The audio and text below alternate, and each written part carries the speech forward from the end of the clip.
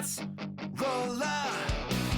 Find yourself on top of a hill. Greetings, I'm bairnt and welcome to the One Stop Co-op Shop. We're going to be taking a look at Chronicles War for Indagar. We're going to be doing a playthrough of this game. Now, normally this is a 4x player game that you're going to be playing against other players, but they also have a solo mode. In the solo mode, you're going to play single player against the 4 different monsters that are found inside this game, where you actually have to gain 10 victory points before the time limit runs out. The solo mode uses all the same rules as the normal game. We're going to go ahead and select a faction, we're going to get our heroes and our commanders, and then we're going to go ahead and set everything up. So let's go ahead and get Chronicles War for Indagar set up and ready to go. Now we have to go ahead and choose our faction. I have gone ahead and chose Arkland. Arkland is an awesome faction. I'm really excited about this faction. This is one of my favorites. They're basically kind of a balanced faction in all different ways. And as you look at their board, there's many different things we need to look at. The first part up here is where we're going to put our heroes when we decide which ones to use. The next thing is our stockpile. In this game, we're going to be gaining resources. And the type of resources we can get are gold, lumber, or spirit. Now, we also can get experience, which are found by these white cubes, but I don't think we're going to keep them here. We're going to put them more on the cards to show how well our characters are doing. The other resources look like this. They're all different colored cubes, representing each different type of resource. So as we gain them, we're just going to hold on to them, and then we're going to use them to fire off special abilities or build things or anything else we need them for. Now right down here are our strategies. We're going to go over these really quick, but I want to tell you that each faction does have its own set of unique strategies, so they all play totally different. So being able to play this game multiple times will show you different ways of playing and also different ways of maybe winning based on how your team fights and how it actually goes through the game and what you even uncover while playing it. So the replay in this value is pretty big. So if we look down here, there's the strategies. You're going to choose a strategy each turn, and you're going to decide what is going to be best for what you're planning to do for that turn. And you can only do what's in your strategy when you pick it. For example, we've got defensive country. While in play, all friendly heroes have +1 defend. Heroes occupying an outpost may also reroll 1 die when defending. So for example, if you think you're about to be attacked, this might be the one to maybe use. Victory for Arkland, for example, while in play, all friendly heroes have +1 attack. Additionally, a hero receiving flanking bonus receive a reroll of 1 attack die. So this is more of a combat one. So each time you're going to choose which type of strategy you're going to want based on what you're planning to do for the turn. Now on top of that, you have special abilities that these different factions can have. Now you have to pay these resource costs, and then you gain this ability for that turn. So as long as you have the resources to be able to buy these things, you can play these special abilities to help you in your different strategies. When you decide what strategy you're going to use, you're just going to place that chosen strategy there on your strategy board so you know which one you have. Now let's take a look at the heroes I have chosen. We are going to use Fabian Paquin, the Unbreakable. He's fantastic. We're going to put him right there. Then we've got this guy, Mathis Durfrens. I'm terrible at names, I apologize. We're just going to call him the Bright Lord. He's going to go right there. And then lastly, we have Ariana Almond. She's our Lady of the Flame. Now she's going to take the gold area here. So she's going to be the commander. And that means she's going to be able to use her command abilities. Our other 2 characters are not going to get to be able to use their command abilities because they're not our commander of our factions. So see how you can use different players in different places and have a whole new different set of skills here. So she's going to get Flames of Wrath. All friendly heroes do +1 damage and ignore 1 damage. So that's going to be really good. We're going to put her right up there. Now let's take a look at one of these more in depth. So again, we're going to look at our Lady of Flame. She's one of my favorites. Up here are her basic stats, her speed, her attack, her defense, and also her durability. She gets Charge, which is a way that she can continue moving after she fights. You'll see how that goes during the playthrough. Also, she has a basic ability that says Wake of Fire. The arrow shows that this ability is always available, which means she can use it at any time on any player's turn. So if you are playing with multiple players, she could do this at any time on somebody's turn. So it's a really good power. This one, on the other hand, is a passive ability, which means it's always active. Down below, we have our special abilities. And again, you have to pay the resource cost to activate these abilities, but once active, you can go ahead and use them.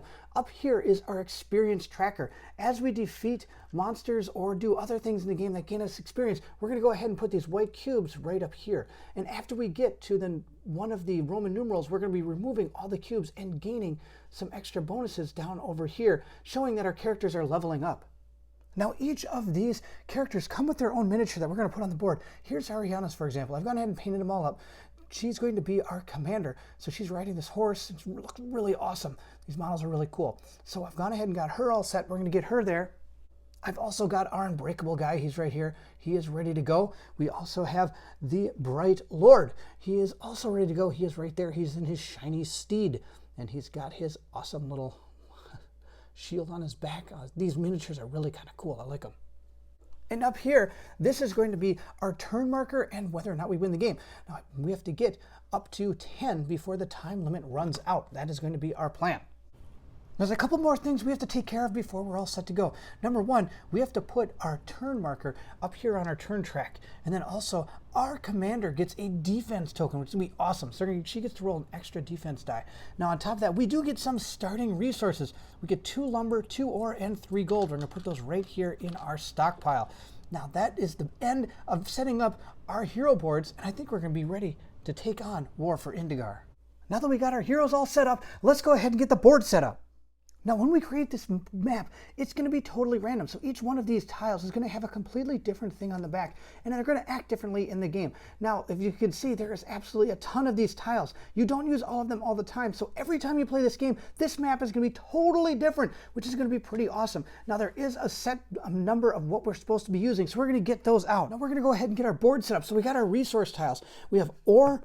We also have lumber, and we have gold. So we're going to go ahead and set these out exactly how we're supposed to. Now, of course, when you play the game, you're going to set up your starting area exactly the same. So it's going to look like that. So we are going to start here. Now we're going to take the rest of these tiles. There's going to be a whole ton of them, and we're going to place them exactly how they tell us on the board. And through the power of editing, we have our map down there. Now, of course, we don't know where any of these things are, except we do have our starting area. Now, we also get to put down the Well of Power. That's going to go right in the middle. The Well of Power is going to be awesome. It has its own resource that we're going to be gaining. Now, in our solo game, we're going to be fighting against monsters. So we're going to put down 4 more tiles along the side here. These tiles are going to represent where the monsters are coming from. And we're not actually able to ever reveal these tiles, so they're going to be just on the outsides. So in the solo game, we're going to be fighting against the monsters. There are 4 of them right here. So we're going to place these out on the board, and they're going to go in their starting home area. So I'm not exactly sure which ones we're going to fight when, but we're just going to go ahead and put them down and hope that things don't go too badly for us. Now that we have our monsters placed, we're going to go ahead and place our guys. We're going to place them in our deployment zone, which is these 3 places here. I'm going to put 1 there, 1 guy here, and 1 guy there. With everything set up on the board, let's go ahead and take a look at some of these monsters. Let's look at one of our monsters. This is a Helgoth. He looks like, I don't know, a horse guy with a big giant axe, like a centaur gone bad. So he's got some speed, attack, defense, and he also has some of his health right there.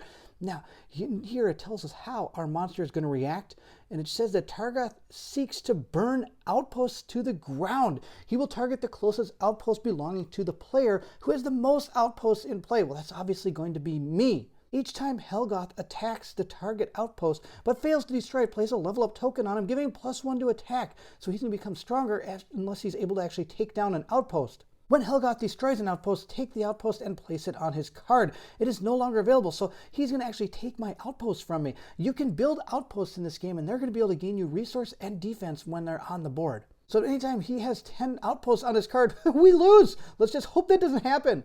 Now, Helgoth does deal 2 minimum damage to an outpost when he attacks. You're going to see how all that works during the playthrough. Now, down here, these are how he levels up. He's going to level up as the game progresses. He's going to become stronger. And that's based on our turn marker that I'll take a look at now. So as we progress through our game, you're going to see they start with no extra, but here are some skulls. Those are going to correlate with the skulls down here. So if we're into round 8, he's going to be using his extra abilities down here that says Helgoth has 3 extra defense and does 4 damage to outposts minimum. So it's going to be a lot harder to defeat these monsters as they go up. Now, when you do actually defeat a monster, they don't disappear. They're going to go into what's called retreat, and they're going to come back. So you get to keep on fighting these monsters over and over until we can get up to 10 victory points. Or, of course, we fail in the amount of time we have.